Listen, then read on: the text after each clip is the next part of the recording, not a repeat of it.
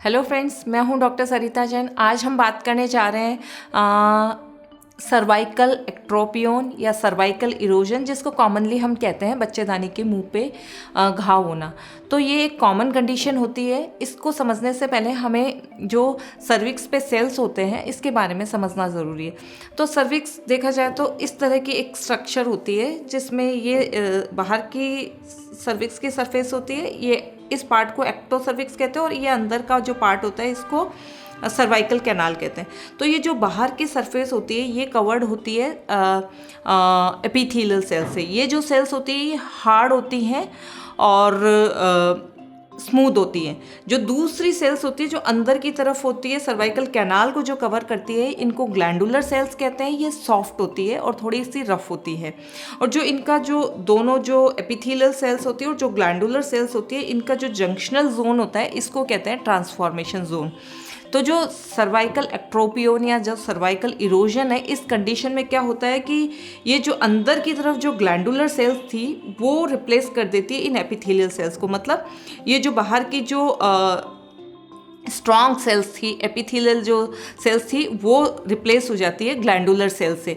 तो ये जो वाली कंडीशन होती है कॉमनली रिप्रोडक्टिव एज की फीमेल्स में देखी जाती है, क्योंकि ये मेनली हार्मोनल चेंजेस के कारण होती है। बॉडी में जब हार्मोन्स चेंज होते हैं तो उस दौरान ये कंडीशन होती है। तो ये मेनली रिप्रोडक्टिव एज की फीमेल्स में ज़्यादा होती है। और जो इस चीज़ के लिए स्पेशली ध्यान रखने की बात है वो ये है कि ये कंडीशन प्री कैंसरस नहीं होती है। मतलब इसमें आगे चल के कैंसर होने का कोई चांस नहीं होता है।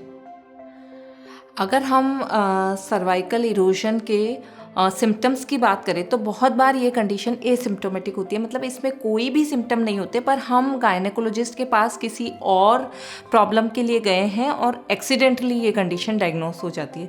तो अगर ये एसिम्प्टोमेटिक है, कोई भी प्रॉब्लम नहीं है, तो इसमें आपको कोई ट्रीटमेंट की ज़रूरत नहीं होती है।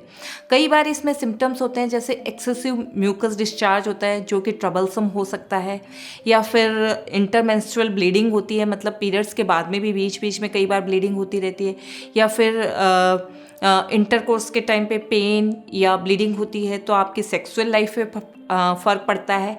या फिर जब हम कई बार डॉक्टर को चेकअप के लिए जाते हैं तो उस दौरान भी पेन होता है या ब्लीडिंग हो सकती है। तो अगर इस सिम्टम्स अगर है तो फिर ट्रीटमेंट की ज़रूरत होती है। अगर एसिम्प्टोमेटिक है तो आपको ट्रीटमेंट की ज़रूरत नहीं होती।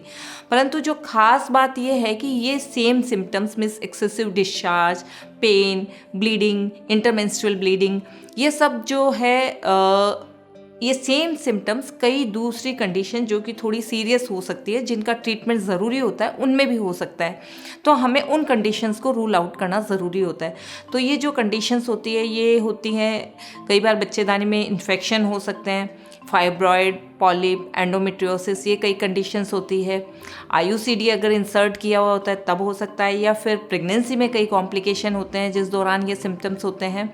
और कई बार यूट्रस का या सर्विक्स का या कहीं और का कोई कैंसर वगैरह होते हैं तो उनमें भी ये सिम्टम हो सकते हैं। तो हमें इन सब चीज़ों को रूल आउट करना ज़रूरी होता है। अब हम अगर हम इसके कारण की बात करें इरोजन के, तो यूजुअली ये हार्मोनल चेंज के कारण होता है। तो मेनली जो रिप्रोडक्टिव एज की फीमेल्स होती है उनमें, या फिर प्रेगनेंसी के दौरान, या जो फीमेल्स ऑरल कॉन्ट्रासेप्टिव पिल्स ले रही होती है, उनमें ये कंडीशन ज़्यादा देखी जाती है। सर्वाइकल इरोजन का diagnosis normally routine pelvic examination के टाइम पे किया जाता है। जब उसको हम वेजाइना में स्पेकुलम इंसर्ट करते हैं तो उस टाइम पे इरोजन जो होते हैं वो नॉर्मल जो सर्वाइकल एपिथेलियम की तुलना में ये जो है ज़्यादा रफ और ब्राइट रेड कलर की दिखाई देती है। तो वैसे तो इरोजन से कोई प्रॉब्लम नहीं होती और हमें फर्दर किसी भी टेस्ट की ज़रूरत नहीं होती है, परंतु बेसिकली हमें जो रूल आउट करना होता है वो है कैंसर।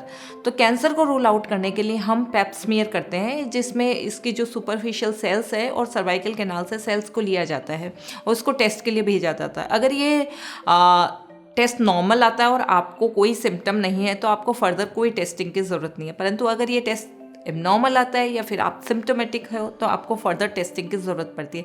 इसमें आपको जो नेक्स्ट टेस्ट है वो कॉल्पोस्कोपी किया जाता है, और कॉल्पोस्कोपी के बाद में इसमें कोपी के दौरान जो सर्विक्स है उससे बायोप्सी भी ली जा सकती है और उस बायोप्सी को टेस्ट के लिए भेजा जाता है, जिससे हमें कैंसर के बारे में पता लगता है।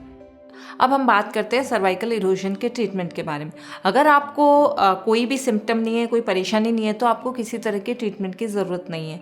पर आपको सिम्टम है, जैसे कि आपको एक्सेसिव डिस्चार्जेस हो रहे हैं या ब्लीडिंग हो रही है, इंटरमेंस्ट्रुअल ब्लीडिंग हो रही है, इंटरकोर्स के दौरान ब्लीडिंग है या पेन है, तो आपको फिर ट्रीटमेंट की ज़रूरत होती है। ट्रीटमेंट मोस्टली इसमें जो अफेक्टेड एरिया होता है इरोजन का, उसको कॉटराइज किया जाता है। कॉटराइज करने के बाद में इस प्रॉब्लम में रिलीफ मिल जाता है। तो कॉटराइज या तो हॉट कॉटराइजेशन किया जाता है या कोल्ड कॉटराइजेशन किया जाता है या सिल्वर नाइट्रेट से भी कॉटराइज किया जा सकता है। तो इसमें ये बहुत सिंपल सा ओपीडी प्रोसीजर होता है और इसमें 2-3 मिनट से ज़्यादा का टाइम नहीं लगता और किसी तरह के इसमें कोई रेस्ट की ज़रूरत नहीं होती। ये ज़रूर है कि आपको कॉटराइजेशन के बाद में कुछ दिनों तक थोड़ा स्पॉटिंग या ब्लीडिंग हो सकती है या फिर एक्सेसिव डिस्चार्जेस हो सकते हैं। एक चीज़ जो और आपको ध्यान में रखने की है वो ये है कि कॉटराइज करने के बाद जो इसकी इरोजन की हीलिंग में कुछ समय लगता है, तो इसलिए आपको इस दौरान इंटरकोर्स अवॉइड करना चाहिए। और जो चीज़ है ध्यान रखने की वो ये है कि अगर आपको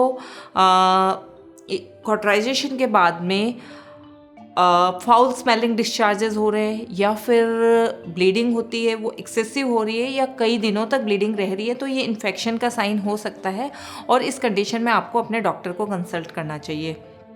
एक और जो मेडिसिन है जिसको सर्वाइकल इरोजन के ट्रीटमेंट के लिए यूज़ किया जाता है वो है बोरिक एसिड। बोरिक एसिड क्योंकि ये वेजाइना की पीएच को एसिडिफाई करता है और उससे इसके इरोजन के हीलिंग में हेल्प मिल सकती है। मोस्टली कॉटराइजेशन के बाद में सिम्टम्स में रिलीफ मिल जाता है, पर अगर आपके सिम्टम रीअपियर हो जाते हैं या फिर पार्शियल रिलीफ है तो आप कॉटराइजेशन को रिपीट भी करवा सकते हैं। हाँ, तो उम्मीद करती हूँ मेरी ये छोटी सी जानकारी आपको पसंद आई होगी। अगर ये वीडियो पसंद आया तो प्लीज़ आप इसे लाइक करें, शेयर करें। Thank you.